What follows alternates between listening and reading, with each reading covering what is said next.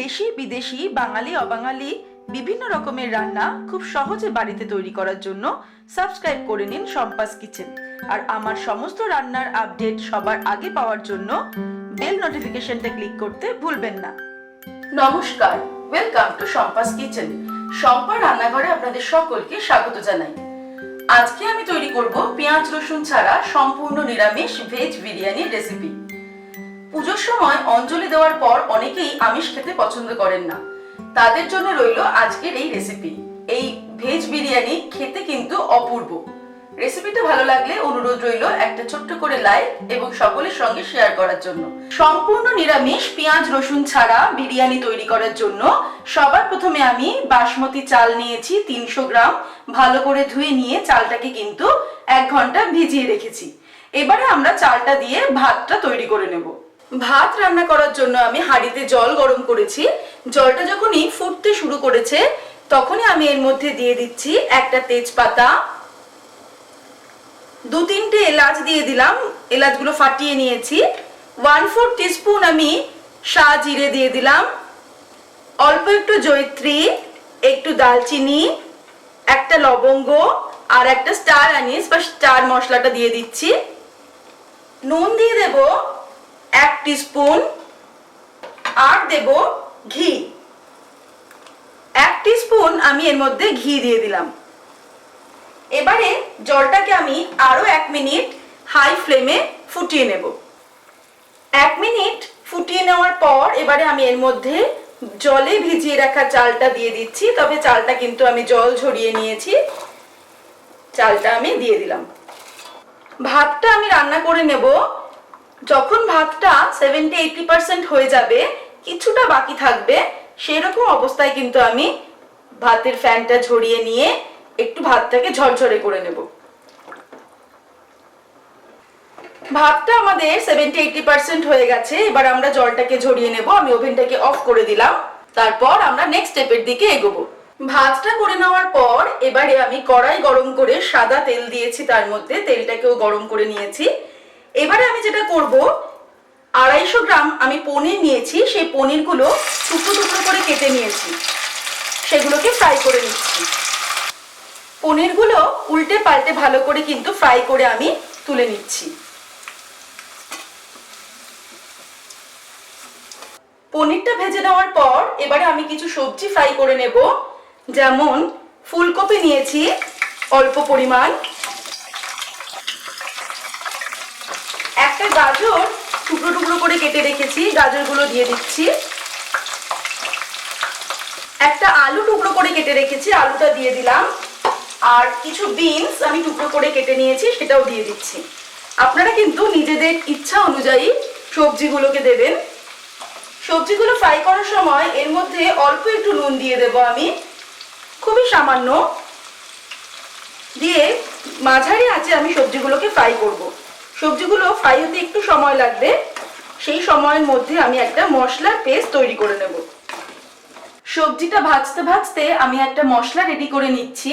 আমি একটা ছোট বাটি নিয়েছি, তার মধ্যে আমি নিয়ে নিচ্ছি 1 টিস্পুন জিরের গুঁড়ো, ধনে গুঁড়ো নেব 1 টিস্পুন, লঙ্কার গুঁড়ো 1/2 টিস্পুন, হলুদ গুঁড়ো 1/2 টিস্পুন, স্বাদ অনুসারে নুন নিচ্ছি। আমি এখানে 1 টিস্পুন নুন নিলাম, 1 টিস্পুন আমি চিনি দিলাম, কাশ্মীরি রেড চিলি পাউডার নিচ্ছি 1/2 টিস্পুন, আর আদা বাটা দেব 2 টিস্পুন।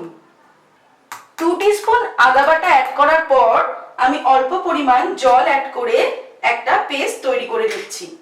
খুব বেশি জল দেওয়ার দরকার নেই, 2 টেবিলস্পুন মতো জল আমি অ্যাড করে একটা মশলার পেস্ট তৈরি করে নিচ্ছি। মশলার পেস্টটা আমাদের তৈরি হয়ে গেছে। এবার এটাকে আমরা রান্নায় ব্যবহার করব। 5-7 মিনিট সময় নিয়ে মাঝারি আঁচে আমি সবজিগুলোকে ফ্রাই করলাম, তাতে সবজিগুলো অনেকটাই সিদ্ধ হয়ে গেল। এবারে আমি সবজিগুলোকে একটা জায়গায় তুলে নিচ্ছি। সবজিগুলো ফ্রাই করে নেওয়ার পর এবার আমি কড়াইতে 3 টেবিলস্পুন মতো সাদা তেল রেখেছি, আর তার মধ্যে আমি 1 টেবিলস্পুন ঘি অ্যাড করে দিলাম। এর মধ্যে আমি ফোড়ন দিচ্ছি একটা তেজপাতা, 2টো এলাচ, একটু দালচিনি, আর 1/4 টিস্পুন সাজিরে। ফোড়নটাকে কিছুক্ষণ ফ্রাই হতে দেব। তারপরে যে মশলাটা আমি তৈরি করে রেখেছিলাম সেই মশলাটা এবার এর মধ্যে আমি দিয়ে দিচ্ছি।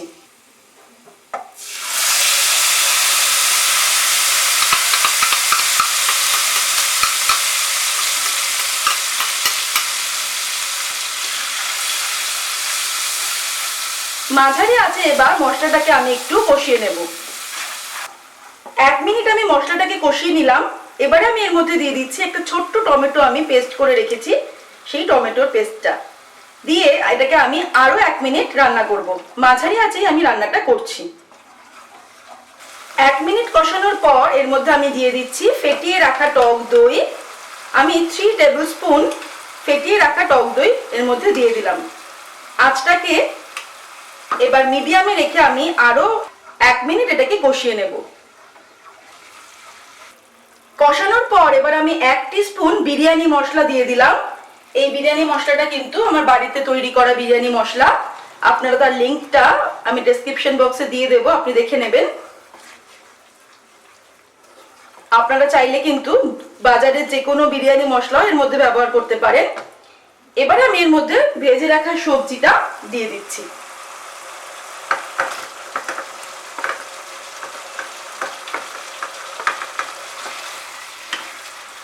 ভেজে রাখা সবজি আর পনিরগুলো আমি দিয়ে দিলাম।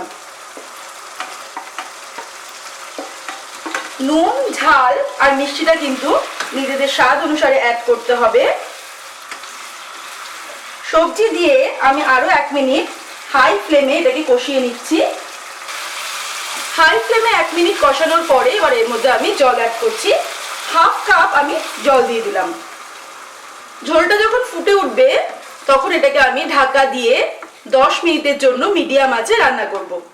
তার ফলে সমস্ত সবজিগুলো কিন্তু আমাদের সিদ্ধ হয়ে যাবে।